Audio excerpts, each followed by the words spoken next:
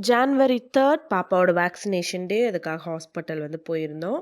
So, உள்ள போன உடனே நான் போயிட்டு பாப்பாவோட புக்க வந்து குடுத்துட்டேன். ஸோ, அப்ப நர்ஸ் வந்து என்ட்ரி போட்டுட்டு கூப்பிடுவாங்க.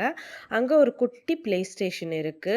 ஸோ, அங்க யாருமே அன்னைக்கு இல்ல. சும்மா நான் வீடியோ எடுத்துட்டுருந்தேன்.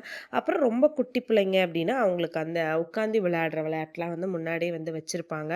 ஸோ, அதுக்கு முடிச்சுட்டு நர்ஸ் வந்து பாப்பாவுக்கு வந்து வெயிட்டும், ஹைட்டும் செக் பண்ணலான்னு சொல்லி கூப்ட்டாங்க.